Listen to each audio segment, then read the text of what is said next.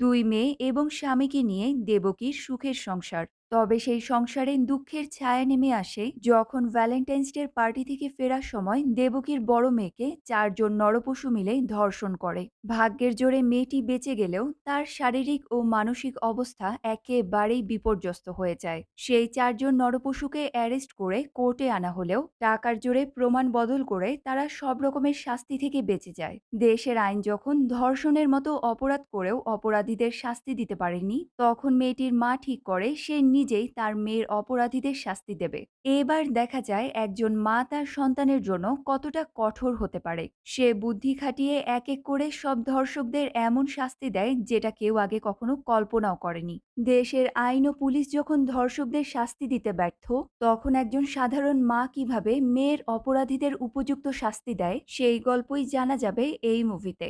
আজ এক্সপ্লেইন করব ২০১৭ সালের একটি ক্রাইম থ্রিলার মুভি যার নাম হলো মম। তাহলে শুরু করছি আজকের এক্সপ্লেনেশন। দিল্লির একটা ইংলিশ মিডিয়াম স্কুলে সকালে ক্লাস শুরু হয়েছে। দশম শ্রেণীর প্রথম পিরিয়ডে বায়োলজি ক্লাস নেয়ার জন্য দেবকী ম্যাম এসেছেন। দেবকী ম্যাম সব স্টুডেন্টদের সাথে খুব মজা করে করে ক্লাস নিচ্ছেন। সেই ক্লাসেরই একজন ছাত্রীর নাম হলো আরিয়া। আরিয়া আর চোখে তারই ক্লাসে থাকা কবির নামের একটা ছেলেকে দেখছে। এটা দেখে তার বান্ধবী আরিয়াকে খোঁচা দিয়ে বলে, তাহলে তুই ওর সাথে চলে যা। আরিয়া খুব লজ্জা পেয়ে বলে, আমি কেন যাব? এদিকে দেবকী ম্যাম তাদেরকে হিউম্যান বডির সমস্ত মাসেল গ্রুপ সম্পর্কে পড়াচ্ছে। সেই ক্লাসেই থাকা মোহিত নামের একটা ছেলে আরিয়াকে খুব অদ্ভুতভাবে দেখছে। মোহিতের মুখ দেখেই বোঝা যাচ্ছে তার মনে নিশ্চয়ই কোনো খারাপ মতলব আছে। সে ক্লাসের মধ্যেই আরিয়ার ফোনে খুব অশ্লীল একটা ভিডিও পাঠায়। ভিডিওটা দেখে আরিয়া মোহিতের ওপরে অনেক রেগে যায়। তবে সে কাউকে কিছু না বলে ব্যাপারটাকে এড়িয়ে যাওয়ার চেষ্টা করে। কিন্তু আরিয়ার বান্ধবী ভিডিওটা দেখে সেটা দেবকী ম্যামকে দেখায়। সে ম্যামের কাছে কমপ্লেন করে, দেখুন ম্যাম, মোহিত কি করেছে। ভিডিওটা দেখে দেবকী ম্যামেরও মেজাজ খারাপ হয়ে যায়। সে মোহিতের কাছে গিয়ে বলে, তোমার ফোনটা দাও। মোহিত এবার ম্যামকে বারবার রিকোয়েস্ট করতে থাকে, আর হবে না ম্যাম, প্লিজ এবারের মতো আমাকে ছেড়ে দিন। কিন্তু দেবকী ম্যাম মোহিতের থেকে তার ফোনটা কেড়ে নিয়ে জানালা দিয়ে সেটা বাইরে ফেলে দেয়। এরপর ম্যাম বলে, কালকে তোমার মা বাবাকে আমার সাথে দেখা করতে বলবে। এই ঘটনায় মোহিত অনেক অপমানিত বোধ করে। যে ছেলে ক্লাসের সবার সামনে খুব হাইফাই ভাব নিয়ে চলতো, তাকেই কিনা দেবকী ম্যাম আরিয়ার জন্য সবার সামনে অপমান করলো। এই কারণেই মোহিত বাকি ক্লাসমেটদের সামনে অনেক লজ্জা পায়। সেদিন রাত হলে দেখা যায় দেবকী ম্যাম তার ফ্যামিলির সাথে বসে ডিনার করছে। দেবকী ম্যামের হাজবেন্ড আনন্দ আর তাদের ছোট মেয়ে হলো পিহু। কিছুক্ষণ পরে আরিয়া এসে সবার সাথে ডাইনিং টেবিলে বসে। তার মানে আরিয়া হলো দেবকী ম্যামেরই মেয়ে। তবে সে দেবকী ম্যামের সাথে একেবারেই কথা বলে না। দেবকী ম্যাম তার সাথে কথা বলার চেষ্টা করলেও আরিয়া তার কথার কোনো উত্তর না দিয়ে তাকে বারবার ইগনোর করে যায়। দেবকী ম্যাম আনন্দকে বলে, বাচ্চাদের গ্রীষ্মের ছুটি শুরু হয়ে যাচ্ছে, আমরা এবার কোথায় বেড়াতে যাব সেটার প্ল্যান করে ফেলি চলো। এই কথা শুনে আরিয়া তার বাবাকে খুব সুন্দর একটা জায়গার ছবি দেখায়। আরিয়া অনেক এক্সাইটেড হয়ে তার বাবাকে বলে, দেখো এই জায়গাটা কত সুন্দর, চলো না এবার আমরা এখানে যাই। আনন্দ বলে, ঠিক আছে। ট্যুরে যাওয়ার সব প্ল্যান আর বুকিং দেবকী করে রাখবে। কিন্তু আরিয়া বলে, তার কোনো দরকার হবে না, আমি নিজেই এই ট্যুরে সবকিছু প্ল্যান করব। এরপর আরিয়া তার বাবাকে বলে, সামনের রবিবারে আমার সব বন্ধুরা মিলে একটা পার্টিতে যাচ্ছে। ওই পার্টিতে যাওয়ার আমারও খুব ইচ্ছা। তুমি শুধু আমাকে পারমিশন দাও বাবা। এটা শুনে দেবকী জিজ্ঞেস করে, পার্টি কোথায় হবে আর তোমার সাথে কে কে যাচ্ছে? কিন্তু দেবকীর প্রশ্ন শুনে আরিয়া যেন খুব বিরক্ত হয়। সে ভাবছে স্কুলের বাইরে দেবকী এবার বাড়িতেও টিচার সেজে আছে। তাই আরিয়া দেবকীর সব কথায় তার সাথে তর্ক করা শুরু করে। পার্টির জায়গার কথা শুনে দেবকী বলে, এটা তো আমাদের বাড়ি থেকে অনেক দূরে, তুমি কি রাতের বেলা এত দূরে একা একা যাবে? কিন্তু আরিয়া দেবকীর বারবার প্রশ্ন করায় খুবই বিরক্ত হয়ে খাবার ছেড়ে উঠে চলে যায়। কিছুক্ষণ পরে দেবকী খাবার নিয়ে আরিয়ার ঘরে আসে। সে আরিয়াকে বলে, এভাবে খাবার ছেড়ে উঠতে হয় না, আমি তোমার বাবাকে রাজি করিয়ে ফেলেছি, সে তোমাকে পার্টিতে যাওয়ার জন্য পারমিশন দিয়ে দিয়েছে। এই কথা শুনে আরিয়া তো মনে মনে খুব খুশি হয়, কিন্তু সে দেবকীর সামনে সেটা আর প্রকাশ করে না। এর পরের দিন আনন্দ অফিস ট্রিপে 10 দিনের জন্য নিউ ইয়র্কে যাচ্ছে। তখনই আরিয়া এসে গতরাতের খারাপ ব্যবহারের জন্য আনন্দকে সরি বলে।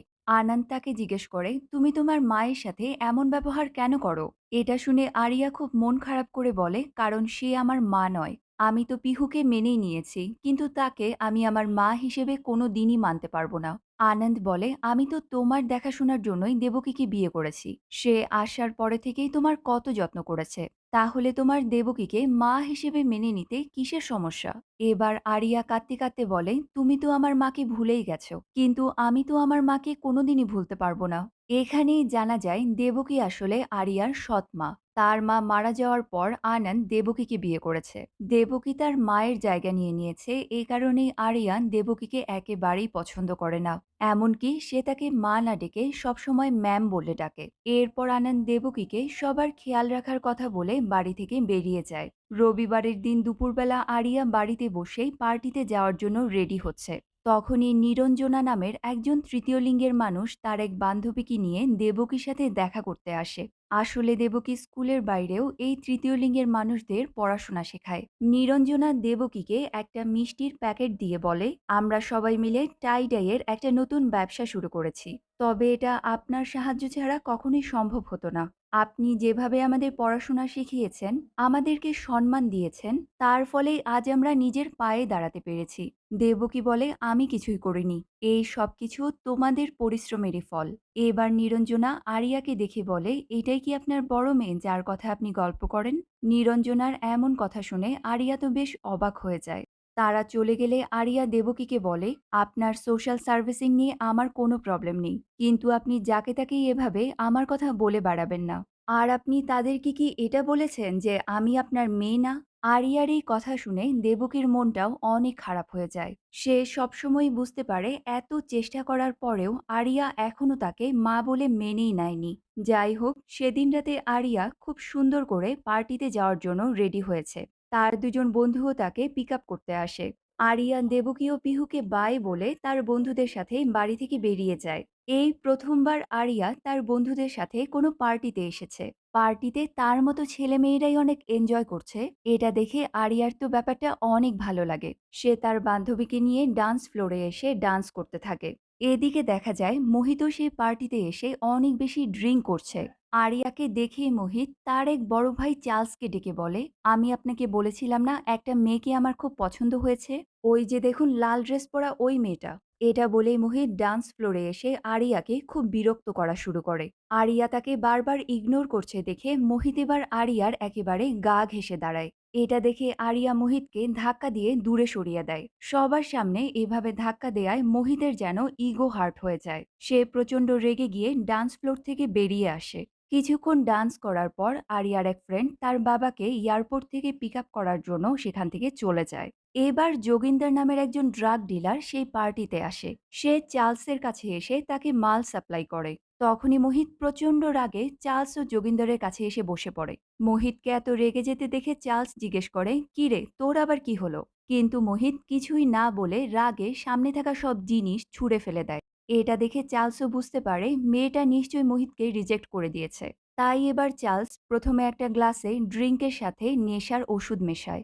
এরপর সে ড্রিঙ্ক নিয়ে আরিয়ার কাছে গিয়ে ভাব জমানোর চেষ্টা করে। সে আরিয়াকে ভুলিয়ে ভালিয়ে সেই ওষুধ মেশানো ড্রিঙ্কটা খাওয়ানোর চেষ্টা করে, কিন্তু আরিয়ার বান্ধবী চার্লসের হাত থেকে গ্লাসটা নিয়ে নিজেই সেটা খেয়ে ফেলে। চার্লস আরিয়ার সাথে ফ্লার্ট করার চেষ্টা করছে দেখে আরিয়া তাকেও অপমান করে সেখান থেকে ভাগিয়ে দেয়। এবার চার্লসও অনেক লজ্জা পেয়ে মুখ নিচু করে বাকিদের কাছে গিয়ে বসে। চার্লসের অপমান দেখে বাকি সবাই তো তার মুখের উপরে অনেক হাসাহাসি করে। এবার এই ব্যাপারটা চার্লসের অনেক ইগোতে লেগে যায়। তাই সে যোগিন্দারের সাথে মিলে আরিয়াকে শিক্ষা দেওয়ার একটা প্ল্যান বানায়। এদিকে আরিয়ার বান্ধবী তাকে একটা রেড রোজ দিয়ে কবিরকে প্রপোজ করতে বলে। আরিয়াও বেশ এক্সাইটেড হয়ে কবিরকে প্রপোজ করতেই যাবে, তখনই সে দেখে কবির আরেকটা মেয়েকে জড়িয়ে ধরেছে। এটা দেখেই আরিয়ার মনটা একেবারেই খারাপ হয়ে যায়। সে তার ফ্রেন্ডের কাছে এসে বলে, চল বাড়ি ফিরে যাই। তবে ততক্ষণে ওষুধ মেশানো ড্রিঙ্ক খাওয়ার কারণে আরিয়ার ফ্রেন্ড একেবারেই বেহুশ হয়ে যায়। তাই আরিয়া তাকে একটা চেয়ারে বসিয়ে রেখে বাইরে আসে ক্যাব বুক করার জন্য। আরিয়া যখন ক্লাব থেকে বাইরে আসছে তখনই দেবকী তাকে কল করে। আরিয়া কলটা রিসিভ করে বলে সে 40 থেকে 45 মিনিটের মধ্যেই বাড়ি পৌঁছে যাবে। এটা বলে কলটা রেখে যেই আরিয়া ট্যাক্সিকে কল করতেই যাবে, তখনই যোগিন্দার ও চার্লস এসে পেছন থেকে আরিয়ার মুখ চেপে ধরে। আরিয়া নিজেকে ছাড়ানোর জন্য চার্লসকে লাথি দিয়ে ফেলে দেয়, কিন্তু যোগিন্দার পেছন থেকে তার মুখটা এত শক্ত করে চেপে ধরেছে যে সে নিজেকে আর ছাড়াতেই পারছে না। আরিয়া নিজেকে ছাড়ানোর আপ্রাণ চেষ্টা করছে, তখনই সেই ক্লাবের সিকিউরিটি গার্ড বাবুরাম এসে আরিয়ার পা দুটোকে চেপে ধরে। এদিকে মোহিত গাড়ি নিয়ে এলে যোগিন্দার ও বাবুরাম মিলে আরিয়াকে গাড়ির ব্যাক সিটে ওঠায়। বাবুরামকে দেখে মোহিত জিজ্ঞেস করে, এটা কে? যোগিন্দার বলে, সে আমাদেরই লোক, তুই গাড়ি চালা। আরিয়া চিৎকার করার চেষ্টা করছে দেখে মোহিত তাকে বলে, এবার ডাক তোর মাকে। আরিয়া জোরে জোরে চিৎকার করছে দেখে যোগিন্দার আরিয়ার মুখে খুব জোরে একটা ঘুষি মারে। প্রচণ্ড জোরে মুখে ঘুষি লাগার কারণে আরিয়া সাথে সাথেই অজ্ঞান হয়ে যায়। এরপর তারা সবাই এক এক করে আরিয়ার উপরে শারীরিক নির্যাতন চালায়। এদিকে বাড়িতে দেবকী বারবার আরিয়াকে কল করছে, কিন্তু আরিয়া তার কলটা রিসিভ করছে না। দেবকী দেখে রাত প্রায় 11:30 বাজে, কিন্তু অনেক আগে 40-45 মিনিটের কথা বলেও আরিয়া তো এখনো বাড়ি ফিরল না। এবার দেবকী প্রচণ্ড টেনশনে তার ছোট বোন ইন্দুকে কল করে বাড়িতে আসতে বলে। কিছুক্ষণের মধ্যে ইন্দু বাড়িতে এলে দেবকী তাকে বলে, তুই একটু সময় পিহুকে দেখে রাখ, আমি এখনই গিয়ে আরিয়াকে নিয়ে আসছি। এটা বলেই দেবকী তাড়াতাড়ি সেই ক্লাবের উদ্দেশ্যে বাড়ি থেকে বেরিয়ে যায়। এদিকে দেখা যায় কয়েক ঘন্টা ধরে আরিয়ার উপরে শারীরিক নির্যাতন করার পর তারা একটা নির্জন রাস্তায় ড্রেনের পাশে এসে গাড়িটা থামায়। প্রথমে তারা আরিয়াকে গাড়ি থেকে মাটিতে ছুঁড়ে ফেলে। এরপর যোগিন্দার লাথি দিয়ে আরিয়াকে ড্রেনের মধ্যে ফেলে দেয়। ওই চারজন নরপশু আরিয়াকে অচেনা একটা জায়গায় ড্রেনে ফেলে রেখে গাড়ি নিয়ে চলে যায়। আরিয়ার ক্ষতবিক্ষত শরীরটা সেই ড্রেনের পানিতেই ভাসতে থাকে। এদিকে দেবকী সেই পার্টিতে এসে সব বন্ধুদের আরিয়ার কথা জিজ্ঞেস করে, কিন্তু সবাই বলছে তারা অনেকক্ষণ ধরে আরিয়াকে কোথাও দেখেনি। এই কথা শুনে দেবকী তো আরো বেশি টেনশনে পড়ে যায়। তাই সে তখনই মিসিং কমপ্লেন লেখানোর জন্য তাড়াতাড়ি পুলিশ স্টেশনে আসে। দেবকী খুব ছটফট করতে করতে একজন পুলিশ ইন্সপেক্টরকে বলে, স্যার, আমার মেয়ে এখনো বাড়ি ফিরেনি, প্লিজ আমাকে সাহায্য করুন। তখনই পুলিশ ইন্সপেক্টর এসে দেবকীকে শান্ত হয়ে চেয়ারে বসতে বলে। দেবকী বলে, আমার মেয়ে 8টার দিকে কল করে আমাকে বলেছিল সে 45 মিনিটের মধ্যেই বাড়ি ফিরে আসবে, কিন্তু রাত 12টা বেজে গেলেও সে এখনো বাড়ি ফেরেনি। আমি তাকে বারবার কল করারও চেষ্টা করেছি, কিন্তু সে আমার কল রিসিভই করছে না। পুলিশ ইন্সপেক্টর বলে, আরে ম্যাডাম, আজকে তো ভ্যালেন্টাইন্স ডে, নিশ্চয়ই আপনার মেয়ে কোনো বন্ধুর সাথে ফুর্তি করতে গেছে, সকাল হলে সে নিজেই বাড়ি ফিরে আসবে। এই কথা শুনে দেবকী প্রচণ্ড রেগে গিয়ে বলে, আমার মেয়ে কখনোই এই রকম কিছু করতেই পারে না। এত রাত হয়ে গেছে, সে এখনো বাড়ি ফেরেনি। আমি এতবার ট্রাই করেও তাকে ফোনে পাচ্ছি না। আমি যে কত টেনশনে আছি সেটা কি আপনি বুঝতে পারছেন? এবার পুলিশ ইন্সপেক্টর বলে, আপনি আপনার মেয়ের সব ডিটেলস বলে যান, আর তার একটা ছবিও দিন। আমরা তার কোনো খবর পেলেই আপনাকে জানাবো। এইদিকে দেখা যায় থানায় তখন আরেকটা লোক বসে থেকে এতক্ষণ দেবকীকেই দেখছিল। দেবকী পুলিশ ইন্সপেক্টরের কাছে আরিয়ার সব ডিটেলস দিয়ে যেই পুলিশ স্টেশন থেকে বের হয়ে আসে, তখন সেই লোকটাও পুলিশ স্টেশন থেকে বেরিয়ে এসে পেছন থেকে দেবকীকে ডাক দেয়। লোকটি দেবকীকে বলে, আমার নাম দয়াশঙ্কর, আমি একজন প্রাইভেট ডিটেকটিভ। সে দেবকীকে তার একটা ভিজিটিং কার্ড দিয়ে বলে, যদি আপনার কোনো প্রয়োজন হয় তাহলে অবশ্যই আমার সাথে যোগাযোগ করবেন। ভোলেনাথের কৃপায় আমি মৃত ব্যক্তির ছাই থেকেও তার কুণ্ডলী বের করে আনতে পারি। এদিকে দেবকী তো আগে থেকেই অনেক বেশি টেনশনে আছে, তাই সে দয়াশঙ্করের কথায় খুব একটা পাত্তা না দিয়ে তার ভিজিটিং কার্ডটা নিয়ে সেখান থেকে চলে আসে। পরের দিন সকালে একটা লোক মর্নিং ওয়াকে এসে ড্রেনের ভেতরে আরিয়াকে অজ্ঞান অবস্থায় পড়ে থাকতে দেখে। এটা দেখেই লোকটা সাথে সাথে পুলিশকে কল করে। এদিকে দেবকীকেও জানানো হয় আরিয়াকে হসপিটালে ভর্তি করা হয়েছে। দেবকীর সাথে সাথে দৌড়তে দৌড়তে হসপিটালে চলে আসে। একজন নার্সকে আরিয়ার কথা জিজ্ঞেস করলে সে দেবকীকে আইসিইউতে যেতে বলে। দেবকী আইসিইউর ভেতরে ঢুকতেই দেখে আরিয়াকে একটা বেডে শুইয়ে রাখা হয়েছে। আরিয়ার এখনো জ্ঞান ফেরেনি, আর তার মুখটা একেবারেই ক্ষতবিক্ষত। এমনকি তাকে অক্সিজেন সিলিন্ডার দিয়ে শ্বাস দেয়া হচ্ছে। আরিয়ার এমন অবস্থা দেখে দেবকী আর তার কান্না আটকে রাখতে পারে না। সে প্রচণ্ড কষ্টে তার মুখ চেপে ধরে কান্না করতে থাকে। ডক্টর দেবকীকে বলে, আরিয়ার ইন্টারনাল ইনজুরি অনেক সিরিয়াস। সে এখনো শকের ভেতরে আছে। আমাদের হয়তো তার একাধিক সার্জারিও করতে হবে। ইন্টারনাল ব্লিডিং এর কারণে সে খাবারও খেতে পারছে না। তাই আমরা তাকে আইভি ড্রিপের মাধ্যমে খাবার দিচ্ছি। ইনফ্যাক্ট কেউ তাকে গলা টিপে খুন করারও চেষ্টা করেছিল। এই জন্যেও নর্মাল ব্রিদিংয়ে তার অনেক প্রবলেম হচ্ছে। যদি তার ব্রিদিংটা ঠিক না হয় তাহলে তার অবস্থার আরও অবনতি হতে পারে। এবার ডক্টর দেবকীকে বলে, সত্যি কথা বলতে ম্যাম, আপনার মেয়ে শারীরিক নির্যাতনের শিকার। এমন মনে হচ্ছে তাকে কয়েকবার রেপ করা হয়েছে। এই কথা শুনে দেবকী তো নিজেকে আর আটকে রাখতে পারে না। সে প্রচণ্ড কষ্টে সেখানে চিৎকার করে কান্না করতে থাকে। ডক্টর তাকে বারবার সান্ত্বনা দেওয়ার চেষ্টা করে, কিন্তু এমন পরিস্থিতিতে দুনিয়ার সব সান্ত্বনা দিয়েও কি কোনো লাভ আছে? এবার এই ঘটনার ইনভেস্টিগেশনের দায়িত্ব দেওয়া হয় ইন্সপেক্টর ম্যাথিউকে। ম্যাথিউ হসপিটালে এসে দেবকীর সাথে দেখা করে। সে দেবকীকে বলে, আমরা এই কেসের প্রাইমারি ইনভেস্টিগেশন শুরু করে দিয়েছি। পার্টিতে যারাই ছিল তাদের সবার স্টেটমেন্ট রেকর্ড করা হচ্ছে। আপনার মেয়ের জ্ঞান ফিরে এলে আমরা তার স্টেটমেন্টও রেকর্ড করব। তবে দেবকী কোনো কথার উত্তর না দিয়ে ম্যাথিউর দিকে শুধু তাকিয়েই থাকে। তখনই খবর পেয়ে আনন্দ দেবকীকে কল করলে দেবকী তো আবার কান্নায় ভেঙে পড়ে। সে কাঁদতে কাঁদতে আনন্দকে বলে, তুমি তাড়াতাড়ি ফিরে এসো প্লিজ, আমার তোমাকে এখন খুব প্রয়োজন। সেদিন রাতে দেখা যায় দেবকী আরিয়ার বিছানার পাশেই বসে আছে। কিছুক্ষণের মধ্যেই ধীরে ধীরে আরিয়ার জ্ঞান ফিরে আসে। দেবকী তাড়াতাড়ি আরিয়ার কাছে গিয়ে তার সাথে কথা বলার চেষ্টা করে, কিন্তু আরিয়া তার সাথে কোনো কথাই না বলে তার মুখের উপরে পর্দা টেনে দেয়। দেবকী আরিয়াকে খাওয়ানোর অনেক চেষ্টা করে, কিন্তু আরিয়া দেবকীর হাতে কিছুই খাবে না। তখনই দেখা যায় আনন্দ নিউ ইয়র্কে তার সব কাজ ফেলে রেখে আবার চলে এসেছে। আনন্দকে দেখেই এই প্রথমবার আরিয়া প্রচণ্ড কান্নায় ভেঙে পড়ে। আরিয়ার এমন অবস্থা দেখে আনন্দ আর নিজেকে আটকে রাখতে পারে না। পরিস্থিতি একটু স্বাভাবিক হলে দেবকী আরিয়াকে সেই লোকগুলোর কথা জিজ্ঞেস করে, কিন্তু আরিয়া দেবকীর সাথে কোনো কথাই বলতে চাচ্ছে না। অনেক জোরাজুরি করার পর আরিয়া প্রচণ্ড রেগে গিয়ে দেবকীকে বলে, তুমি কি জানো তারা আমাকে কি বলেছিল? আমাকে ধরার পর তারা চিৎকার করে বলেছে, এবার ডাক তোর মাকে। এই কথা শুনে দেবকী তো একেবারে চমকে যায়। সে তো ভেবেই পাচ্ছে না আরিয়ার এমন পরিস্থিতির পেছনে তার কি সম্পর্ক। তার মানে কি তার জন্যই আরিয়ার আজ এমন অবস্থা? কিন্তু তার দোষটা কোথায়? এসব ভাবতে ভাবতেই দেবকীর যেন সব চিন্তা একেবারে গুলিয়ে যায়। এদিকে আরিয়াও মনে মনে সবকিছুর জন্য দেবকীকেই দায়ী করছে। আরিয়া ভাবছে সেদিন দেবকী মোহিতের ফোনটা ফেলে দেওয়ার কারণেই মোহিত রেগে গিয়ে তার উপরে সেই ঘটনারই প্রতিশোধ নিয়েছে। এর পরের দিন আরিয়া পুলিশের কাছে সম্পূর্ণ ঘটনার স্টেটমেন্ট দেয়, আর তার সাথে সে সেই ৪ জন নরপশুরও নাম বলে। এবার পুলিশ অফিসার ম্যাথিউ একটা নাইট ক্লাব থেকে চার্লস ও মোহিতকে অ্যারেস্ট করে আনে। সে বস্তি থেকে বাবুরামকে টেনে হিঁচড়ে ধরে থানায় নিয়ে আসে। পুলিশ স্টেশনে এনে বাবুরামকে অনেক টর্চার করার পরেই সে জানায় এই সব কিছু আসলে যোগিন্দার নামের একজন লোকের প্ল্যান ছিল। এবার ম্যাথিউ গিয়ে যোগিন্দারকেও তার বাড়ি থেকে ধরে আনে। নিউজ চ্যানেলের মাধ্যমে সারা দেশে এই খবরটা ছড়িয়ে যায়, ভ্যালেন্টাইন্স ডে রাতে ৪ জন ছেলে মিলে স্কুলের ছাত্রীকে শারীরিক নির্যাতন করেছে। ডিটেকটিভ দয়াশঙ্করও টিভির নিউজ দেখতে গিয়ে এই খবরটা জানতে পারে। এমন একটা অমানবিক ঘটনা দেখে দয়াশঙ্করও একেবারে চুপ হয়ে যায়। নিউজ দেখে দয়াশঙ্করের ওয়াইফ তাদের মেয়েকে বলে, এখন তুই টিউশনি শেষ করে তাড়াতাড়ি বাড়ি ফিরে আসবি। দেশের অবস্থা আজকাল একদমই ভালো না। দয়াশঙ্করের ওয়াইফ তাকে বলে, আরে আপনি আপনার মেয়েকে বোঝান। কিন্তু আরিয়ার এই ঘটনাটা জানতে পেরে দয়াশঙ্কর মনে মনে অনেক আঘাত পায়। তাই সে তার মেয়েকে বলার মতো কোনো ভাষাই খুঁজে পাচ্ছে না। এবার কোর্টে আরিয়ার কেসটা শুরু হয়। আরিয়া ভিডিও কনফারেন্সের মাধ্যমে হসপিটাল থেকেই তার স্টেটমেন্ট দেয়।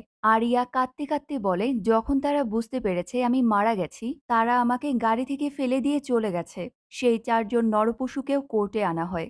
এবার আরিয়ার পক্ষের উকিল সেই ৪ জনের ফরেনসিক টেস্ট করার জন্য আদালতের কাছে অনুমতি চায়। কোর্টও তাদের ফরেনসিক টেস্ট করার অনুমতি দেয়।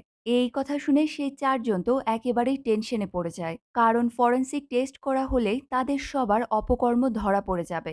সেদিন আরিয়ার ডক্টরও কোর্টে সাক্ষী দেয়। আরিয়া যেভাবে ঘটনার বর্ণনা দিয়েছে তার সাথে তার শরীরের ইনজুরির মিল আছে। এতে করেই বোঝা যায় আরিয়া সম্পূর্ণ সত্যি কথা বলছে। সেদিনের মতো কোর্টের কাজ শেষ হয়ে গেলে চার্লস তার উকিলকে বলে, ফরেনসিক রিপোর্ট চলে এলেই আমরা ধরা পড়ে যাব, আপনি প্লিজ কিছু একটা করুন। এর পরের দিন চার্লসের উকিল কোর্টে একটা রিপোর্ট দেখিয়ে বলে, আরিয়ার ব্লাড রিপোর্টে দেখা যাচ্ছে ১৪ই ফেব্রুয়ারি রাতে সে অনেক বেশি ড্রিঙ্ক করেছিল। তার সাথে যখন এই ঘটনা ঘটে তখন সে মদের নেশায় ছিল। তাই আরিয়ার স্টেটমেন্ট কোর্টে গ্রহণযোগ্যই হবে না। এরপর উকিল চার্লসের ফরেনসিক রিপোর্ট দেখিয়ে বলে যে রিপোর্টটা নেগেটিভ এসেছে। তার মানে চার্লস কোনোভাবেই সেই ঘটনার সাথে জড়িত না। আসলে চার্লসের পক্ষের উকিল ফরেনসিক ডক্টরকে অনেক টাকার ঘুষ দিয়ে ফরেনসিক রিপোর্টটাকে বদলিয়ে ফেলেছে। এইভাবেই আইনের অনেক লুপহোল ব্যবহার করে চার্লসের উকিল প্রমাণ করে দেয় সেই চারজন আরিয়ার ঘটনাটার সাথে কোনোভাবেই যুক্ত ছিল না। এমনকি এটাও প্রমাণ হয়ে যায় সেদিন তারা সারাক্ষণই সে পার্টিতেই ছিল। এবার কোর্টও চার্লসের পক্ষের সব সাক্ষী প্রমাণ দেখে সেই চারজনকে সব অভিযোগ থেকে মুক্ত করে দেয়। শুধুমাত্র টাকা খাইয়ে প্রমাণ বদল করেই এই চারজন নরপশু খুব সহজেই সব ধরনের শাস্তি থেকে বেঁচে যায়। তবে কোর্টের এমন রায় শুনে আনন্দ খুব রেগে যায় আর সে কোর্টের ভেতরেই সে চারজনকে ধরে মারতে শুরু করে। এবার কোর্টের অবমাননা করার জন্য পুলিশ উল্টো আনন্দকেই অ্যারেস্ট করে। মানে আইন বর্তমানে এমন একটা জিনিস হয়ে গেছে যে দোষীকে ছেড়ে দিয়ে নির্দোষের পেছনে ছোটে। আর টাকা থাকলে দেশের আইনকেও কিনে নেওয়া যায়। এদিকে দয়াশঙ্করও কোর্টের বাইরে এসে দেখে কিভাবে একজন মা তার মেয়ের সুবিচার পাওয়ার জন্য লড়াই করে যাচ্ছে, আর অপরাধীরা কিভাবে কেস থেকে মুক্ত হওয়ার পর সেটা সেলিব্রেট করছে। এবার দেবকী এসে আনন্দের বেল করিয়ে তাকে জেল থেকে বের করে। ইন্সপেক্টর ম্যাথিউ এসে দেবকীকে বলে, আমি বুঝতে পারছি আপনাদের মনের অবস্থাটা এখন কেমন। কিন্তু দেবকী বলে, আপনি চেষ্টা করলেও আমাদের মনের অবস্থাটা কিছুতেই বুঝতে পারবেন না। এই দেশে রেপ তো করা যায়, কিন্তু রেপিস্টকে একটা থাপ্পড়ও মারা যায় না। ম্যাথিউ বলে, ম্যাম, পুলিশ কারো সাথে ভেদাভেদ করে না। যেই অপরাধ করুক না কেন পুলিশ তাকে অবশ্যই ধরবে। তবে দেবকী ম্যাথিউকে থামিয়ে দিয়ে বলে, আপনার পুলিশ, আপনার আইনের কাছ থেকে আমরা আর কিছুই আশা করি না। এটা বলেই দেবকী আনন্দকে নিয়ে কোর্ট থেকে বাড়ি ফিরে আসে। এদিকে কোর্টের রায় শুনে আরিয়া সুইসাইড করার চেষ্টা করে, তবে দেবকী ও আনন্দ ঠিক সময়ে বাড়ি ফিরে তাড়াতাড়ি আরিয়াকে আটকায়।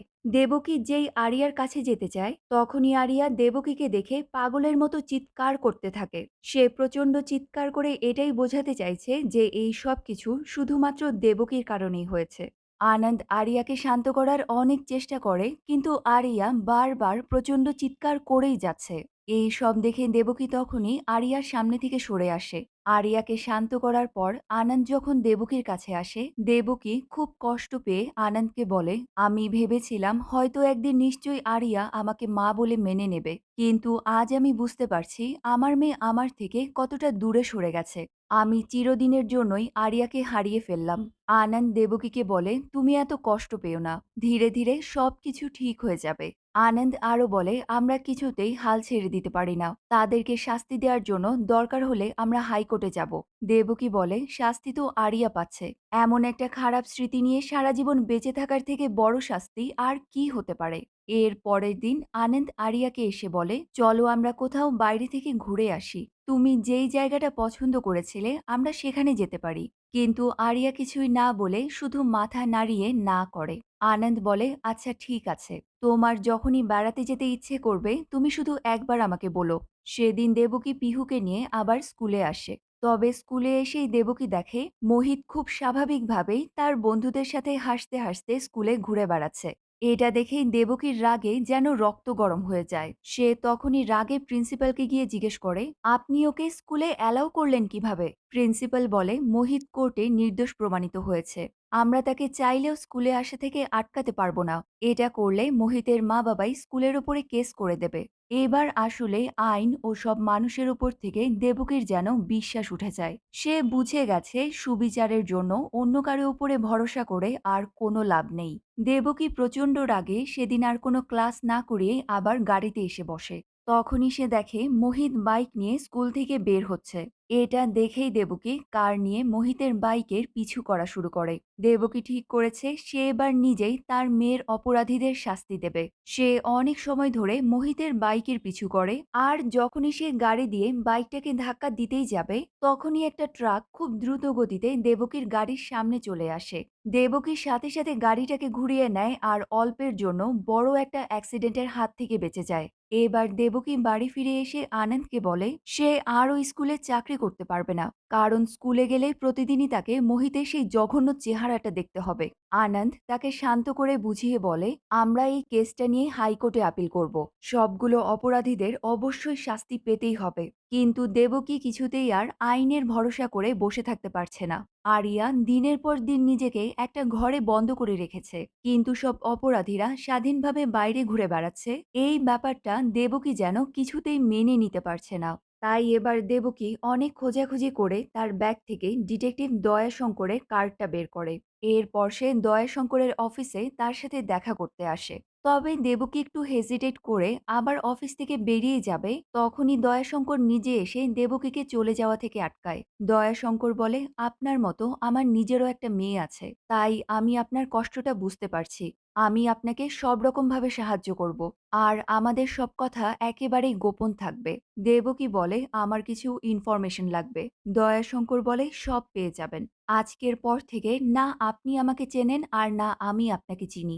এর কিছুদিন পরেই দয়াশঙ্কর একটা মেট্রো স্টেশনে দেবকীর সাথে দেখা করতে আসে। দয়াশঙ্কর তাকে সেই সিকিউরিটি গার্ড বাবুরামের কিছু ইনফরমেশন দেয়। দয়াশঙ্কর বলে, বাবুরাম প্রতিদিন একটা মদের দোকানে যায়। প্রতি সোমবারে সে মদের দোকান বন্ধ না হওয়া পর্যন্ত সেখানে বসেই মদ খায়। এসব বলেই দয়াশঙ্কর বলে, আমি জানি না আমি যেটা করছি সেটা ঠিক না ভুল। দেবকী বলে, আপনি যেটা করছেন সেটা অবশ্যই ভুল, কিন্তু ভুল করার থেকেও বড় ভুল হলো কিছুই না করা। দয়াশঙ্কর চলে যাওয়ার সময় দেবকীকে বলে, ভোলেনাথের ওপরে ভরসা রাখুন, তিনি সবকিছু ঠিক করে দেবেন। দেবকী বলে, ভগবান সব জায়গায় থাকে না। দয়াশঙ্কর হাসতে হাসতে বলে, এই জন্যই তো তিনি মা বানিয়েছেন। এবার দেবকী তার স্টুডেন্ট নিরঞ্জনার সাথে দেখা করতে আসে। সেদিন রাতে দেখা যায় বাবুরাম মদের দোকানে টাল হয়ে পড়ে আছে। সে বাড়ি ফেরার সময় অটোতে বসা একটা সুন্দর মেয়েকে দেখতে পায়। মেয়েটাও বাবুরামের দিকে হাত বাড়িয়ে তার কাছে ডাক দেয়। বাবুরামও মেয়েটার সাথে যাওয়ার জন্য তাড়াতাড়ি অটোতে উঠে পড়ে। তখনই পাশে থেকে নিরঞ্জনা অটোতে উঠে বাবুরামের মুখটা একটা বস্তা দিয়ে ঢেকে ফেলে।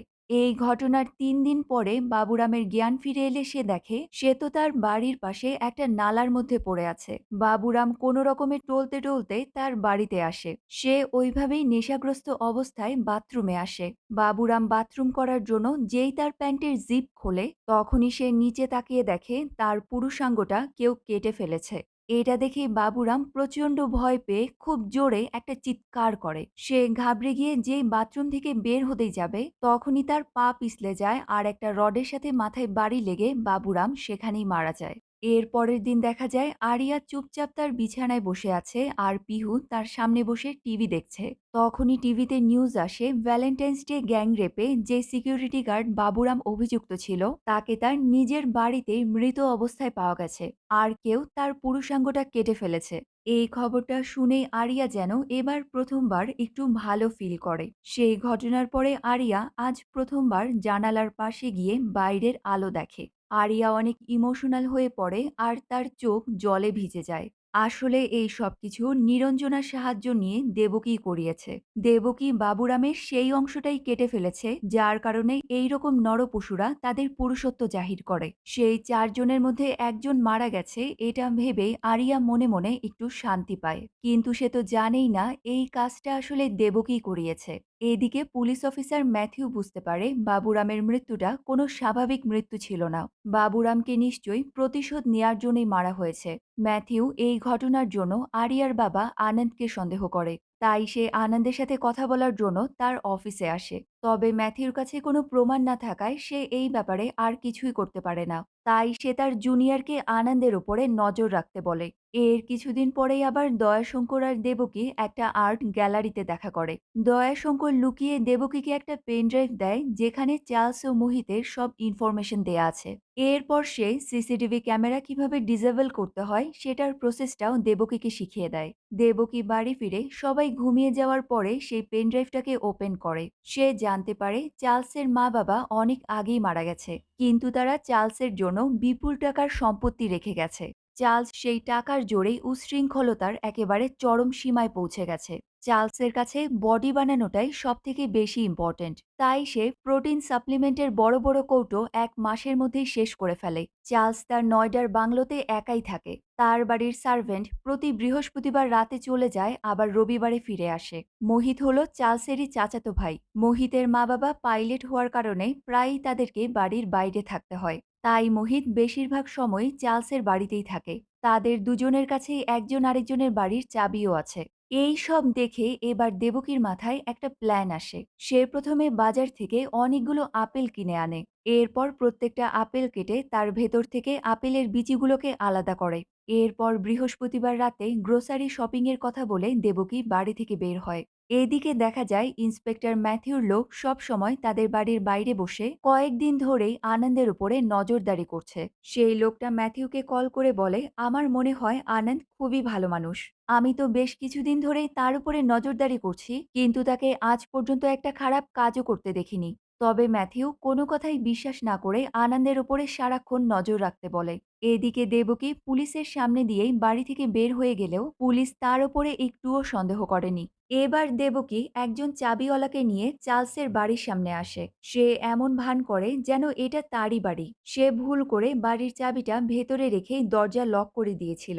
তাই চাবিওয়ালাও দেবকীর কথা বিশ্বাস করে চার্লসের বাড়ির দরজাটা খুলে দেয়। এবার দেবকী বাড়ির ভেতরে ঢুকে চার্লসের প্রোটিন পাউডারের মধ্যে আপেলের বিচি থেকে বানানো পাউডার মিশিয়ে দেয়। চার্লসের বাড়ি থেকে বের হওয়ার আগে দেবকী সেখান থেকে মোহিতের বাড়ির চাবিটাও সাথে করে নিয়ে আসে। পরের দিন সকালে চার্লস জিম করার সময় প্রোটিন পাউডার মনে করে আপেলের বিচির গুঁড়ো পানির সাথে মিশিয়ে খেয়ে ফেলে। এটা খাওয়ার কিছুক্ষণ পরে থেকেই চার্লসের শরীর ধীরে ধীরে খারাপ হতে শুরু করে। তার পুরো শরীর প্যারালাইজড হয়ে যায় আর মুখ থেকে সাদা ফেনা বের হওয়া শুরু হয়। চার্লসের মুখ এমনভাবে বেঁকে যায়, না সে কথা বলতে পারছে আর না চিৎকার করতে পারছে। কিছুক্ষণ পরেই বাড়ির সার্ভেন্ট এসে চার্লসকে অজ্ঞান অবস্থায় পড়ে থাকতে দেখে তাকে হসপিটালে ভর্তি করে। এদিকে মোহিতকে কল করে চার্লসের কথা জানানো হলে সে সাথে সাথে বাইক নিয়ে হসপিটালের উদ্দেশ্যে বেরিয়ে যায়। মোহিত চলে যেতেই দেখা যায় এতক্ষণ দেবকী মোহিতের বিল্ডিং এর বাইরেই গাড়িতে বসে অপেক্ষা করছিল। সে চার্লসের বাড়ি থেকে আনা চাবিটা দিয়ে মোহিতের ফ্ল্যাটের দরজা খোলে। এদিকে ইন্সপেক্টর ম্যাথিউ চার্লসের খবর পেয়ে হসপিটালে তাকে দেখতে আসে। সেখানে ডিউটিতে থাকা একজন পুলিশ বলে চার্লসকে বিষ খাওয়ানো হয়েছে। ম্যাথিউ তার জুনিয়রের দিকে তাকাতেই জুনিয়র বলে,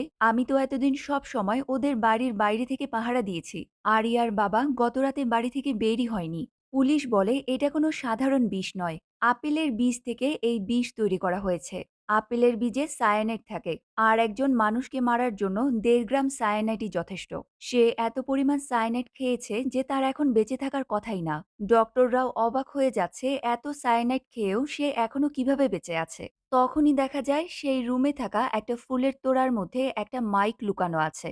আর দয়াশঙ্কর সেই রুমের বাইরে একটা হুইল চেয়ারে বসে এতক্ষণ রুমে থাকা সবার কথাগুলো শুনছে। এদিকে দেবকী হাতে গ্লাভস পরে মোহিতের ফ্ল্যাটের ভেতরে অপেক্ষা করছে। কিছুক্ষণ পরেই দয়াশঙ্কর কল করে তাকে একটা সিগন্যাল দেয়। এবার দেবকী একটা গ্যাস লাইট জ্বালিয়ে মোহিতের ফ্ল্যাটের ফায়ার অ্যালার্মটা বাজিয়ে দেয়। এরপরে সে সাথে সাথে ফ্ল্যাটের দরজা বন্ধ করে বেরিয়ে যায়। এদিকে হসপিটালে মোহিতকে কেউ কল করে বলে যে তার ফ্ল্যাটে আগুন লেগেছে। এটা শুনে ইন্সপেক্টর ম্যাথিউ মোহিতের সাথে তার ফ্ল্যাটে আসে। তবে তারা ফ্ল্যাটে ঢুকেই দেখে সেখানে কোনো আগুন লাগেনি। তাই ম্যাথিউ তার জুনিয়রকে বলে, ফায়ার অ্যালার্মটা বাজলো কিভাবে এটা খুঁজে বের করো। ম্যাথিউ বাথরুম সার্চ করতে গিয়ে মোহিত সিগারেটের ভেতরে ঢুকিয়ে যে ড্রাগস নেয় সেটা খুঁজে পায়। এবার তারা বাড়িতে আর কত ড্রাগস আছে সেটা খোঁজার জন্য পুরো বাড়িটাকে সার্চ করা শুরু করে। একজন কনস্টেবল রান্নাঘর চেক করতে গিয়ে ডাস্টবিন থেকে অনেকগুলো কাটা আপেলের টুকরো খুঁজে পায়। এটা দেখে ম্যাথিউ তো অনেক বেশি অবাক হয়ে যায়। তারা দেখে রান্নাঘরের সিঙ্কে অনেকগুলো আপেলের বীজ পড়ে আছে। তারা সেখানে একটা ব্লেন্ডার ও একটা কৌটোর মধ্যে আপেলের বীজের গুঁড়ো খুঁজে পায়। এইসব দেখে ম্যাথিউ বলে, তার মানে এখানেই সায়ানাইড বানানো হয়েছিল। মোহিত বারবার বলতে থাকে, আমি কিছু করিনি স্যার, এগুলো এখানে কিভাবে এলো আমি কিছুই জানি না। এদিকে মোহিতের কম্পিউটার চেক করে দেখা যায় গতকাল রাতে এই কম্পিউটার দিয়েই আপেলের বীজ থেকে কিভাবে সায়ানাইড বানানো যায় এটা সার্চ করা হয়েছিল। এই সব প্রমাণের ভিত্তিতে চার্লসকে খুনের চেষ্টা করার জন্য এবার ম্যাথিউ মোহিতকেই অ্যারেস্ট করে। তবে তারা যখন চলেই যাচ্ছে তখন হঠাৎই ম্যাথিউ খেয়াল করে কম্পিউটারের পাশে লাল ফ্রেমের একটা চশমা পড়ে আছে। চশমাটা দেখেই ম্যাথিউর কিছু একটা সন্দেহ হয়। এখানেই দেখা যায় দেবকী মোহিতের ফ্ল্যাটে ঢোকার পর রান্নাঘরে আপেলের বীজ থেকে সায়ানাইড তৈরি করে সবকিছু এমনভাবে সেট আপ করে রাখে যাতে মনে হয় মোহিতই আসলে সায়ানাইড তৈরি করেছে। সে প্রথমে মোহিতের কম্পিউটারের টাইম চেঞ্জ করে গতকাল রাতের টাইম সেট করে। এরপর সে কম্পিউটারে আপেলের বীজ থেকে সায়ানাইড বানানোর প্রসেস সার্চ করে, যাতে বোঝা যায় গতকাল রাতেই এই সবকিছু সার্চ করা হয়েছিল। তবে সে ভুলবশত তার চশমাটা খুলে কম্পিউটারের পাশে রেখে দেয়। এদিকে দেখা যায় পুলিশ যখন মোহিতের বাড়িতে ছিল তখন দেবকী হসপিটালে চার্লসের সাথে দেখা করতে আসে। দেবকী চার্লসের কাছে এসে ধীরে ধীরে বলে, তোরা আমার মেয়ের সাথে সেদিন যা করেছিস সেটা সে কখনো ভুলতে পারবে না। আর আজকের পর তুইও ওই রাত আর কোনোদিনও ভুলতে পারবি না। তোরা সেদিন চিৎকার করে বলেছিলি ডাক তোর মাকে। এখন দেখ এসে গেছে ওর মা। এসব বলতে বলতেই দেবকী আপেল কেটে চার্লসের মুখের সামনে রাখে। এটা দেখে চার্লসও বুঝে যায় এই সব কিছু আসলে দেবকীই করেছে। দেবকীর কথা শুনে চার্লস ছটফট করতে শুরু করলে নার্স তাড়াতাড়ি তার কাছে দৌড়ে আসে। এদিকে তখন আরিয়া বাড়িতে একা একা চুপচাপ বসেছিল। তখনই এক ফ্রেন্ড তাকে হোয়াটসঅ্যাপে মেসেজ পাঠায় মোহিত চার্লসকে বিষ খাইয়ে মারার চেষ্টা করে আর এ কারণেই পুলিশ তাকে অ্যারেস্ট করেছে। চার্লসও হসপিটালে জীবন মৃত্যুর সাথে লড়াই করছে। এই খবরটা জানার পরে আরিয়ার মনে যেন একটু আশা জেগে ওঠে, কারণ তার সাথে যারা এমন জঘন্য অন্যায় করেছে তারা ধীরে ধীরে তাদের অপকর্মের শাস্তি পাচ্ছে। এতে করে তার কষ্টটা কিছুটা হলেও কমেছে। আরিয়া তার বাবাকে মেসেজ করে সেই জায়গার ছবিটা পাঠায়। এটা দেখে আনন্দ খুবই খুশি হয়, কারণ সেই ঘটনার কয়েক মাস পেরিয়ে গেলেও আরিয়া এখনো নিজেকে একটা ঘরের মধ্যেই বন্দি করে রেখেছিল। আরিয়ার এই ছবিটা পাঠানোর মানে হলো সে সেই ঘটনা থেকে ধীরে ধীরে মুভ অন করতে চায়। এটা দেখে আনন্দ খুব খুশি হয়ে বলে আমি এখনই সবকিছুর বুকিং করছি।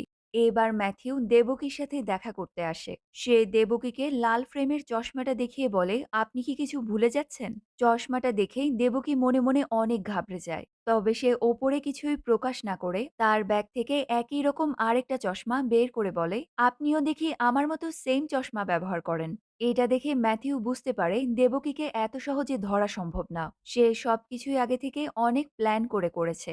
এবার ম্যাথিউ দেবকীকে সাবধান করে বলে অপরাধী যতই চালাক হোক না কেন সে একদিন না একদিন পুলিশের কাছে ঠিকই ধরা পড়ে। তবে দেবকী ম্যাথিউর কথার কোনো উত্তর না দিয়ে তাড়াতাড়ি গাড়িতে উঠে সেখান থেকে চলে যায়। ম্যাথিউ এবার সবকিছু বুঝতে পারলেও দেবকীর বিরুদ্ধে কোনো সলিড প্রমাণ না থাকায় সে দেবকীর বিরুদ্ধে কোনো অ্যাকশনই নিতে পারবে না। এবার দেবকী যোগিন্দারের ব্যাপারে জানার জন্য আবার দয়াশঙ্করের সাথে দেখা করতে আসে। তবে সেই ঘটনার পর যোগিন্দার অনেকদিন ধরেই নিখোঁজ। তাই দয়াশঙ্কর যোগিন্দারের ব্যাপারে এখনো কোনো ইনফরমেশন বের করতে পারেনি। তবে সে দেবকীকে আশ্বস্ত করে যত তাড়াতাড়ি সম্ভব সে যোগিন্দারের সব ইনফরমেশন খুঁজে বের করবে। তবে এবার দেখা যায় তারা যেখানে দেখা করেছে ইন্সপেক্টর ম্যাথিও সেখানেই উপস্থিত ছিল। ম্যাথিউ দয়াশঙ্করকে থানায় ধরে এনে তাকে জিজ্ঞাসাবাদ করা শুরু করে, কিন্তু দয়াশঙ্কর অনেক চালাকি করে ম্যাথিউর সব প্রশ্নের ভুল উত্তর দেয়। এদিকে ম্যাথিউর কাছে তাদের বিরুদ্ধে কোনো প্রমাণ না থাকায় সে সত্যি কথা স্বীকার করার জন্য তাদের উপরে কোনো প্রেশারও দিতে পারছে না। তখনই ম্যাথিউর বস এসে দেখে ম্যাথিউ বিনা কারণেই দয়াশঙ্করকে ধরে এনেছে। দয়াশঙ্কর যেহেতু একজন ডিটেকটিভ তাই সে এর আগে অনেক কেস সলভ করার জন্য পুলিশকে সাহায্য করেছিল। তাই দয়াশঙ্করকে ধরে আনায় ম্যাথিউর বস তো ম্যাথিউর উপরে অনেক রেগে যায়। ম্যাথিউ বসকে অনেক বোঝানোর চেষ্টা করে দেবকী আর দয়াশঙ্কর মিলেই রেপ কেসে অভিযুক্তদের উপর প্রতিশোধ নেয়ার জন্যই এসব করেছে। কিন্তু বস ম্যাথিউকে বলে এটা কোনো কেসই না। এসব করে সময় নষ্ট না করে থানায় আরও কেস পড়ে আছে সেগুলো সলভ করো। এদিকে দেখা যায় মোহিতকে জেলে বন্ধ করে রাখা হয়েছে। অন্য একজন কয়েদি মোহিতের পাশে বসে খুব অদ্ভুতভাবে তার পুরো শরীরে হাত বোলাচ্ছে। তখনই একজন কনস্টেবল এসে বলে কেউ মোহিতের সাথে দেখা করতে এসেছে। মোহিত তার জায়গা থেকে উঠে খুঁড়িয়ে খুঁড়িয়ে হাঁটতে শুরু করে। এটা থেকেই বোঝা যায় মোহিত আরিয়ার সাথে যা করেছিল এখন জেলের ভেতরেও তার সাথে ঠিক তাই হচ্ছে। মোহিত বাইরে এসে দেখে তার সাথে দেখা করার জন্য যোগিন্দার এসেছে। যোগিন্দার এতদিন শহরের বাইরে কোথাও পালিয়েছিল। কেসটা একটু ঠান্ডা হয়ে গেছে দেখে যোগিন্দার আবার ফিরে এসেছে। যোগিন্দার মোহিতকে জিজ্ঞেস করে তুই চার্লসকে বিষ খাইয়ে মেরে ফেলতে চেয়েছিলি? মোহিত বারবার বলে সে চার্লসকে কেন মারতে যাবে, সে জীবনে কোনোদিন একটা আপেলও কাটেনি, তাহলে সে কিভাবে আপেলের বীজ থেকে সায়ানাইড বানাবে? মোহিত বলে কেউ নিশ্চয়ই আমাদেরকে ফাঁসানোর চেষ্টা করছে। এই কথা শুনে যোগিন্দার এবার চার্লসের সাথে দেখা করতে আসে। যোগিন্দার বারবার তাকে জিজ্ঞেস করে বলো কে তোমার এই অবস্থা করেছে। চার্লসের পুরো মুখ প্যারালাইজড হয়ে যাওয়ায় তার মুখ দিয়ে একটা কথাও বের হচ্ছে না। তবে সে অনেক চেষ্টা করে শরীরের পুরো শক্তি দিয়ে শুধুমাত্র মা মা বলতে থাকে। এটা শুনে যোগিন্দার বুঝে যায় এই সবকিছু আসলে ওই মেয়েটার মা করেছে। সেদিন রাতে যোগিন্দার লুকিয়ে দেবকীদের বাড়িতে ঢুকে পড়ে, কিন্তু সে পুরো বাড়ি খুঁজেও কাউকেই দেখতে পায় না, কারণ দেবকীর পুরো পরিবার অলরেডি বেড়াতে চলে গেছে। এদিকে যোগিন্দার শহরে আসার পরে দয়াশঙ্কর সবসময় তার পিছু করতে থাকে। তবে দয়াশঙ্কর যে তার পিছু করছে এটা যোগিন্দার বুঝতে পেরে যায়। সে উল্টো দয়াশঙ্করকে ফলো করে তার অফিস পর্যন্ত চলে আসে। এবার যোগিন্দার দয়াশঙ্করকে মারতে মারতে দেবকী কোথায় গেছে সেই কথা জিজ্ঞেস করে, কিন্তু দয়াশঙ্কর তো কিছুতেই দেবকীর কোনো কথাই বলবে না। তাই যোগিন্দার দয়াশঙ্করের ফোনটা জোর করে কেড়ে নিয়ে লাস্ট ডায়াল করা নাম্বারটায় কল করে। সেখান থেকেই যোগিন্দার জেনে যায় দেবকীরা এখন কোথায় আছে। এরপর সে যাওয়ার আগে দয়াশঙ্করকে গুলি করে মেরে ফেলে। এদিকে দেখা যায় আরিয়া তার পুরো পরিবারের সাথে সময় কাটিয়ে সেই ঘটনা থেকে বেরিয়ে আসার অনেক চেষ্টা করছে। আনন্দ দেবকীও চেষ্টা করছে যাতে আরিয়া সব সময় হাসি খুশি থাকে। এদিকে দয়াশঙ্করের মৃত্যুর খবর পেয়ে ম্যাথিউ তার টিম নিয়ে সেখানে পৌঁছে যায়। তারা এভিডেন্স খোঁজার জন্য দয়াশঙ্করের পুরো অফিসটাকে ভালো করে সার্চ করে। তখনই ম্যাথিউ খেয়াল করে দয়াশঙ্করের চশমাটা অন্য সাধারণ চশমার থেকে একটু আলাদা। সে চশমাটা ভালো করে চেক করতেই দেখে চশমায় একটা ক্যামেরা লাগানো আছে, আর সেই ক্যামেরার সাথে আছে একটা মেমোরি কার্ড। ম্যাথিউ পেনড্রাইভটা কম্পিউটারে লাগিয়ে এতদিন যা যা হয়েছে সবকিছু জানতে পারে। এতদিন ধরে দয়াশঙ্কর যে দেবকীকে সবার ইনফরমেশন দিয়ে আসছে আর যোগিন্দারই দয়াশঙ্করকে খুন করেছে, এই সব কিছু ক্যামেরা দিয়ে রেকর্ড হয়ে গেছে। অন্যদিকে দেখা যায় সারাদিন ঘুরে বেড়ানোর পর দেবকী সবাইকে নিয়ে আবার কটেজে ফিরে আসে। তারা সবাই সেখানে বসে রিল্যাক্স করছে, তখনই পুরো কটেজের কারেন্ট চলে যায়। আনন্দ কটেজের কেয়ারটেকারকে ডেকেও তার কোনো সাড়া শব্দ পায় না। তাই সে বাইরে দেখতে যায় হঠাৎ করে কারেন্ট কেন চলে গেল। আনন্দ সুইচ বোর্ডের কাছে গিয়ে দেখে সেখানে কারেন্টের তারগুলো কেউ কেটে ফেলেছে। সে নিচে তাকাতেই দেখে সেখানে কেয়ারটেকারের লাশ পড়ে আছে। এটা দেখেই আনন্দ অনেক বেশি ঘাবড়ে যায়। এবার সে পেছনে তাকাতেই দেখে সেখানে যোগিন্দার দাঁড়িয়ে আছে। তবে কিছু বুঝে ওঠার আগেই যোগিন্দার আনন্দের ওপরে গুলি চালায়। এরপর যোগিন্দার আরিয়ার কাছে আসে। আরিয়া যোগিন্দারকে দেখেই অনেক ভয় পেয়ে যায়। আরিয়া যোগিন্দারকে দেখে এতই ঘাবড়ে যায় যে সে চিৎকার করে কাউকে ডাকতেও পারে না। তখনই অন্য ঘর থেকে দেবকী এসে যোগিন্দারকে দেখে ফেলে। সে চিৎকার করে আরিয়াকে বলে, পালিয়ে যাও আরিয়া। এটা শুনে যোগিন্দার আরিয়াকে ছেড়ে এবার দেবকীর কাছে আসে। এই সুযোগে আরিয়া তাড়াতাড়ি সেখান থেকে পালিয়ে বাইরে চলে যায়। যোগিন্দার দেবকীকে ধরে প্রচন্ড মারতে শুরু করে। সে একটা প্লাস্টিকের ব্যাগ দিয়ে দেবকীর পুরো মুখটা ঢেকে সেটাকে জোরে চেপে ধরে। এতে করে দেবকী একেবারেই নিঃশ্বাস নিতে পারছে না। অনেকক্ষণ এভাবে থেকেই ছটফট করার পর দেবকীর শরীরটা আস্তে আস্তে নিস্তেজ হয়ে যায়। দেবকী আর কোনো নড়াচড়া করছে না দেখে যোগিন্দার ভাবে দেবকী মারা গেছে। এরপর সে বাইরে গিয়ে আরিয়ার পিছু করা শুরু করে। তবে আরিয়া ততক্ষণে দৌড়াতে দৌড়াতে অনেক দূরে চলে গেছে। যোগিন্দার বাইরে এসে অনেক খোঁজার পরেও আরিয়াকে আর খুঁজেই পাচ্ছে না। দেবকী অনেক সময় নিস্তেজ হয়ে পড়ে থাকার পর হঠাৎই তার জ্ঞান ফিরে আসে। সে তাড়াতাড়ি বাইরে গিয়ে যোগিন্দারকে ধরার চেষ্টা করে, কিন্তু যোগিন্দার পেছন থেকে এসে একটা লাঠি দিয়ে দেবকীর মাথায় জোরে বাড়ি দেয়। এরপর সে দেবকীকে মারার জন্য তার গান বের করে। তখনই ইন্সপেক্টর ম্যাথিউ এসে যোগিন্দারের হাতে গুলি করে। এবার যোগিন্দার ম্যাথিউকে আক্রমণ করলে ম্যাথিউর হাতের গানটা ছিটকে দূরে গিয়ে পড়ে। ম্যাথিউ অনেক সময় ধরে যোগিন্দারের সাথে ফাইট করার পর শেষ পর্যন্ত তার গানটা হাতে তুলে নেয়। তখনই দেখা যায় দেবকী যোগিন্দারের গানটা নিয়ে তার দিকেই তাক করে আছে। এবার দেবকী কাঁদতে কাঁদতে বলে, ও আমার মেয়ের গায়ে হাত দিল কিভাবে। ম্যাথিউ বুঝতে পারে দেবকী যে কোনো সময় যোগিন্দারের উপরে গুলি চালিয়ে দেবে। তাই সে দেবকীকে বারবার নিষেধ করে, আইন নিজের হাতে তুলে নেবেন না ম্যাডাম। যোগিন্দারের বিরুদ্ধে সব প্রমাণ এখন আমাদের কাছে আছে। এবার আইনই যোগিন্দারকে শাস্তি দেবে। কিন্তু দেবকী ম্যাথিউর কোনো কথাই না শুনে বারবার বলতে থাকে, ও আমার মেয়ের গায়ে হাত দিল কিভাবে। ম্যাথিউ দেবকীকে বলে, নিজের পরিবারের কথা একবার চিন্তা করুন। আনন্দ এখনো বেঁচে আছে, পুলিশ তাকে হসপিটালে নিয়ে যাচ্ছে।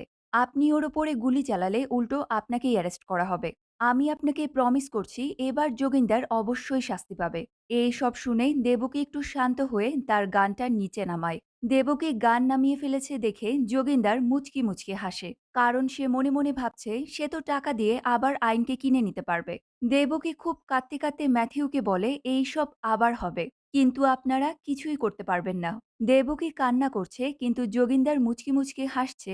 এটা দেখে এবার ম্যাথিউ মনে মনে অনেক রেগে যায়। সে দেবকীর হাতে নিজের গানটা দিয়ে বলে, যদি মারতেই হয় তাহলে ঠিক গান দিয়ে মারুন। পুলিশের গান দিয়ে মারলে আমরা এটাকে এনকাউন্টার বলে চালিয়ে দিতে পারবো। এটা দেখে এবার যোগিন্দারও অনেক ভয় পেয়ে বলে, আরে এটা তো ইল্লিগাল। আপনি এমনটা করতে পারেন না অফিসার। আমি আপনার সামনে স্যারেন্ডার করছি, আপনি গুলি চালাতে পারেন না। এদিকে দেখা যায় আরিয়া একটা গাছের আড়ালে লুকিয়ে থেকে এতক্ষণ এই সব কিছু দেখছে। যোগিন্দার ম্যাথিউকে বলে, এই মহিলাই চার্লসকে বিষ খাইয়েছে, আর সে এই কারণে মোহিতকেও ফাঁসিয়েছে। এমনকি সেই বাবুরামের পুরুষাঙ্গটাও কেটে ফেলেছে। আপনি কি জানেন এই মহিলাই এসব করেছে? ম্যাথিউ বলে, আমি সব জানি। সে দেবকীকে বলে, অন্য কেউ চলে আসার আগে আপনি গুলি চালান। যোগিন্দার ভয়ে কাঁপতে কাঁপতে দেবকীকে বলে, প্লিজ ম্যাডাম প্লিজ আমাকে মারবেন না। এদিকে ম্যাথিউ চিৎকার করে বারবার বলতে থাকে, আপনি গুলি চালান। এই সবকিছু শুনে দেবকী অনেক ঘাবড়ে যায় আর তার হাত কাঁপতে থাকে। এদিকে সবকিছু শুনে আরিয়া তো একেবারেই চমকে যায়। সে যেন বিশ্বাসই করতে পারছে না দেবকী শুধুমাত্র তার জন্যই এত কিছু করেছে। যেখানে আইন অপরাধীদের কোনো শাস্তি দিতে পারেনি, দেবকী নিজের হাতেই সেই রেপিস্টদের শাস্তি দিয়েছে। তাই আরিয়া গাছের আড়াল থেকে বেরিয়ে এসে এই প্রথমবার দেবকীকে মা বলে ডাক দেয়। আরিয়ার মুখ থেকে এই প্রথমবার মা ডাক শুনে দেবকীর ভেতরের সব ভয় যেন এক নিমিষেই কেটে যায়। সে বন্দুকের গুলি শেষ না হওয়া পর্যন্ত যোগিন্দারের ওপরে গুলি করতেই থাকে। যোগিন্দার মারা যাওয়ার সাথে সাথেই আরিয়ার সব রেপিস্টরাও একেবারেই শেষ হয়ে যায়। এবার আরিয়া দৌড়ে এসে দেবকীকে জড়িয়ে ধরে। আরিয়া বুঝতে পেরেছে দেবকী তার নিজের মা না হলেও সে আরিয়ার অপরাধীদের শাস্তি দিতে নিজের জীবনের ঝুঁকি নিতেও একবারের জন্য চিন্তা করেনি। তারা দুজনেই একজন আরেকজনকে জড়িয়ে ধরে কান্না করতে থাকে। ফাইনালি আরিয়া দেবকীকে মা হিসেবে একসেপ্ট করে নিয়েছে। এটা দেখে দেবকীর যেন খুশির কোনো সীমাই থাকে না। এইরকম একটা ইমোশনাল এন্ডিং দেখিয়ে এই মুভিটাকে এখানেই শেষ করা হয়। তো এটাই ছিল ২০১৭ সালে রিলিজ হওয়া মম মুভির কাহিনী। এই মুভিটির কাহিনী এবং আমার এক্সপ্লেনেশনটি আপনাদের কেমন লাগলো সেটা অবশ্যই আমাকে কমেন্ট করে জানাতে ভুলবেন না। ভিডিওটি সম্পূর্ণ ধৈর্য ধরে দেখার জন্য আপনাদের সবাইকে অনেক অনেক ধন্যবাদ।